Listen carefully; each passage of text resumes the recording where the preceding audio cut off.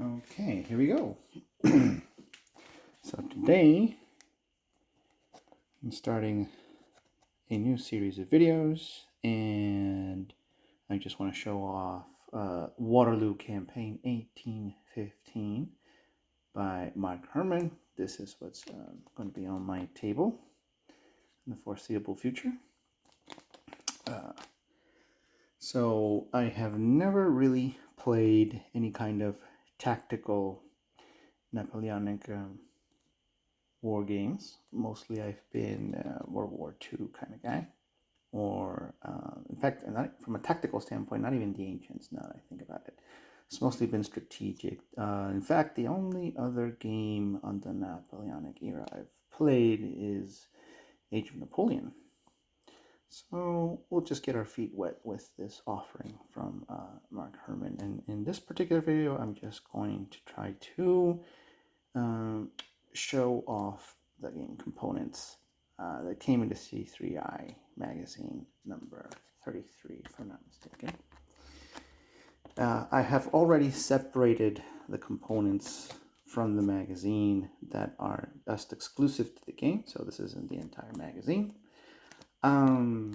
So I only have like a general knowledge of Waterloo and Napoleon's last battle, his last gambit. To at this point in time, he was just trying to secure his survival as a political leader, not really dominating Europe. That ended in Russia sometime in 1812, 1813. Exiled, then came back triumphantly, and he was all like, everything is unicorns and rainbows. Hey guys, I'm just gonna stay here in France. I'm not gonna do anything, nasty. Calm down. I'm respecting the 1792 borders. No need to get in a huff. Yeah, well, the coalition was having none of that. So yeah, he had to assemble and attack quickly, but he foundered and was exiled once again, and this time very, very, very far away. So yeah, that's basically a Cliff's Notes of most of what I know about Napoleon's last stand here.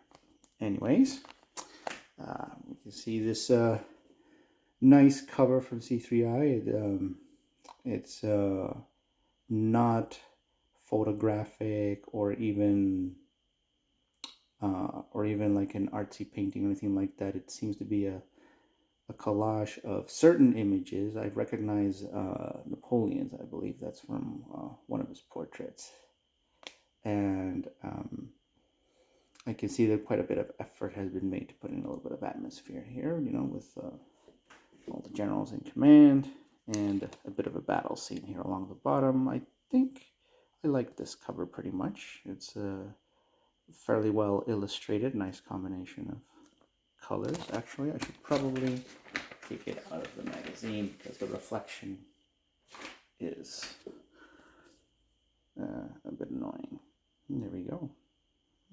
Not bad.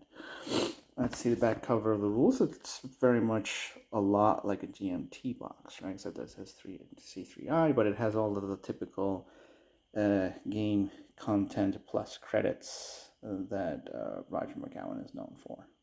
And here he has the RPM Studio logo and Mark Herman Studio logo design logo here.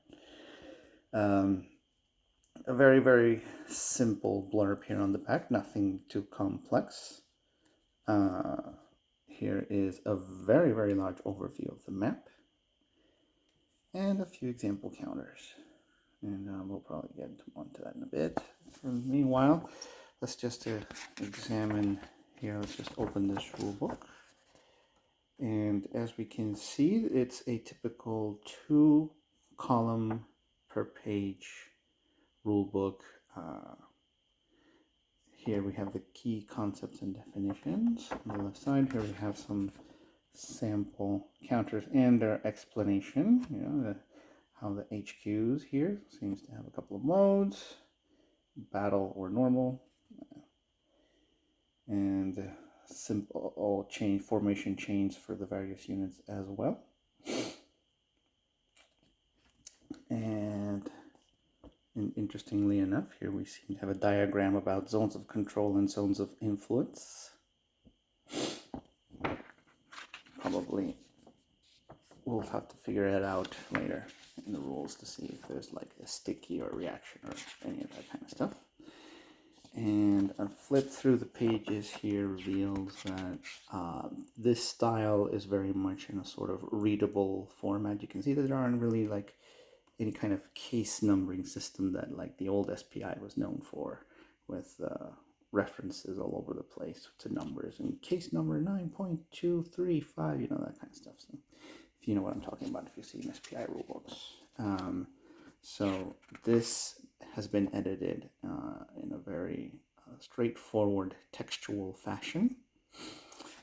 All the way in page 8, we can see that there's already the scenario is set up. So clearly there's not a lot of rules here to digest. It is billed as a low complexity war game. So at least in terms of rules quantity, seems to deliver on that point. Just 6 pages of rules, 7 pages of rules, not much. Go over.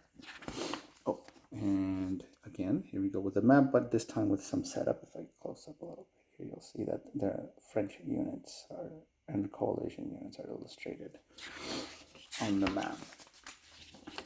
And other than that, we seem to have an example of play illustrating how the rules work. Bit of an explanation. These are always nice to have, just to be able to go through them. Very nicely illustrated, full color. So if we think about it carefully here, we're looking at a rule book that really doesn't go beyond more than 18 pages. It seems we had like a scenario on the campaign, a couple more pages of designer notes. So for a total of 24 pages, maybe the first 7 were rules. The rest was like scenario setup, examples of play, and designer's notes at the end. So yeah, this pretty much delivers on its promise on being lower complexity. So let's just bring out some of the rest of the stuff. And I'm just going to show off these counters here. Not much. This is just a cutout from C3 high number 33. And let's see if we can get a bit of a better close-up. Oh, well, I'll have to excuse my management of the camera. This is the first time I'm actually doing one of these. So we'll just do the best we can. Here's the flip side of the counters. Fairly simple here. The iconography is very much in line with Roger's symbols and figures for some of his tactical Civil War games. I think 3 Days at Gettysburg. I remember seeing one of these games, and I remember seeing these kind of figures in those games. And even Mark Herman's Gettysburg game has the same kind of illustrations and graphics. And we can see here fairly standardish colors for this era in terms of counters. French are always blue. British always seem to be a mix of white and red. And the Prussians are gray. All right. The game comes with a couple of player aid cards. And again, we seem to have a setup on this card, which probably has to do with the campaign setup. This also has a turn record track for all the way from June 15th to June 18th. And a bit of another track here for moves and attacks. Oh, well. And a very useful sequence of play reference right here. Okay, and the flip side of this is the Waterloo setup. I think this is like the 3rd time I've seen this figure. And so you've had it in the rules, you have it on the setup card, so everything is ready to put on the table. The second player aid card has a summary of the attack, plus some modifiers and explanations all the way down here. That's on that side of the player 8 card. And on the reverse side, we have a terrain effects chart. These are always fairly nice. They give you some illustrations of examples of what kind of terrain you're talking about. Although this one seems to be more of a weather. It says rain. So not so much a map space so much as it is a weather condition. So we'll have to see how that pans out. A very nice picture painting here up here. Very colorful. All right, and with references to the terrain, we can now segue into the map itself. Here we are, nicely folded. This one shows the lower right corner. You can see Namur over here. You can see a bit of the surrounding terrain. Let's just stretch this out. This is a standard 17 by 22 map. No, sorry, 22 by 34. 17 by 22 would be half a map. All right, here we go. And yeah, oh, so nice. Put this upside down. And yes, this is plexiglass. I intend to put the map under the plexiglass, but this is just for display purposes. And I don't want any reflections to mar from when I'm showing it off. All right, so here we go. And now let's do a bit of a close-up here. More of a top-down view, so we can get in. Let's just switch our zoom level a bit. Ta-da! Nice. Okay, so I do not believe I have played on a map of this type before. And when I say that, I'm talking about such detailed topography. I suspect it's more for aesthetic purposes. This is a low complexity war game. I doubt that all of that complicated elevation changes that are seen have an impact on play. In fact, I can see that if you zoom back a little bit, the topography mostly blends in and the eye doesn't really notice it as much.